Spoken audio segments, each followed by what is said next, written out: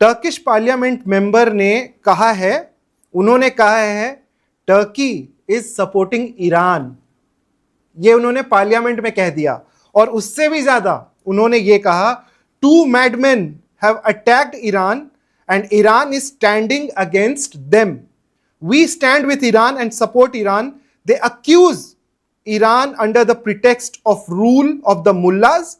But why does no one accuses Israel as the regime of the rabbis? If there is a danger today, that danger is Israel. ये Turkey के member of parliament का statement है।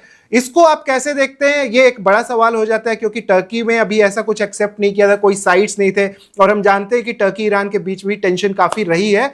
तो इस statement को आप कैसे देख रहे हैं और कितना उलझा सकता है ये टर्की के मामले को? किसको सवाल है? अच्छा जी, आई थिंक तेजावत साहब चले गए हैं। देवनाथ साहब और सिरोही साहब, आप इसको थोड़ा सा इसको समझा दें हमें, हमारे दर्शकों को। टर्की के मेंबर ऑफ पार्लियामेंट से ये स्टेटमेंट आया, इसको आप कैसे देख रहे हैं? सिरोही साहब से शुरू करते, फिर देवनाथ साहब के पास जाएंगे। देखिए नागेंद्र जी, आप अगर टर्की के और इजराइल के रिश्ते देखें तो टर्की और इजराइल के रिश्ते ज्यादा अच्छे नहीं हैं जी। ठीक है। वो इजराइल जो है, इसलिए इजराइल ने जो है टर्की के खिलाफ एक ट्राइलेटरल अलाइनमेंट किया था, जिसमें जो है साइप्रस, ग्रीस और इजराइल शामिल हैं। और वो जो अलाइनमेंट है, मिलिट्री अलाइनमेंट है, वो तुर्की के अगेंस्ट है। तो अगर तुर्की के पार्लियामेंट में एक पार्लियामेंटेरियन ये बोल रहा है, तो वो वही बोल रहा है जो वहां के जो तुर्की के लोग जो है इजराइल से जो है नफरत करते हैं, वो ज़ायनिस्ट रजीम को जो है वो गलत बताते हैं।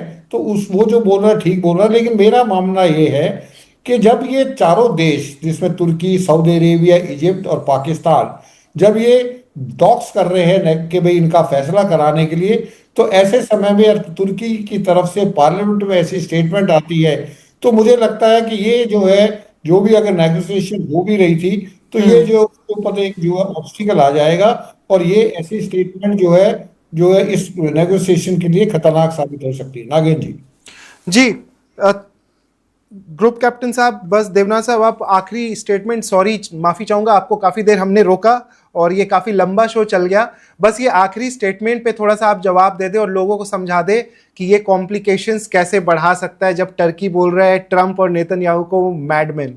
जी हाँ, देखिए, स्टेटमेंट डोमेस्टिक कंजम्पशन के लिए है। एर्दोगान साहब वहां पे धार्मिक विचारों को बढ़ावा देते देते पावर में आए थे। जो तुर्की में सेक्युलर पावर थी, उनको नेगेट करके वो पावर में आए थे। अब सारे मुस्लिम देशों में, चाहे शिया हो, सुन्नी हो, अरब हो, नॉन अरब हो, एक चीज जरूर है कि समाज का जो लोअर तबके का लोग है, लोअर मिडिल क्लास, वो पूरी तरह से ईरान के लोगों के साथ में है जी। तो तुर्की से जब ऐसे बयान आता है, समझ लीजिए युद्ध काल में ऐसे बयान देकर तुर्की की जो रूलिंग इलीट है वो अपनी पोजीशन को मजबूत करने की कोशिश कर रही है। जी, शुक्रिया sir. Group captain UK Devnath साहब, कर्नल संजीत सिरोही साहब, तेजाज साहब भी हमारे साथ थे, अभी वो ऑनलाइन नहीं है। थैंक यू सो मच कि आप हमसे जुड़े, इतना हमें समझाया इस वॉर के बारे में। बहरहाल जो सबसे बड़ी अपडेट कि टर्की भी अब नेतन्याहू, टर्की के जो एमपी हैं वो एर्दोगान नहीं, लेकिन जो वहाँ के एमपी हैं वो बोल रहे कि सबसे बड़ा जो खतरा है वो ईरान नहीं है, वो इजराइल है। एंड देयर आर 2 मैडमैन, उन्होंने उनका नाम नहीं लिया लेकिन उनका इशारा था ट्रंप और नेतन्याहू की तरफ, कि दोनों ने मिलकर ईरान पर हमला किया और वो जायज नहीं है। अब देखते हैं कि ये टॉक्स में क्या होता है, क्या निकल कर आता है। अभी जैसा हमारे एक्सपर्ट्स ने समझाया कि बातचीत हो सकती है, भले पाकिस्तान में हो, लेकिन पाकिस्तान के बस में कुछ नहीं है, उनके हाथ में कुछ नहीं है कि वो कोई पीस टॉक्स कराएं। और ऐसा ही ना हो जाए कि पाकिस्तान इस वॉर के चपेट में आ जाए।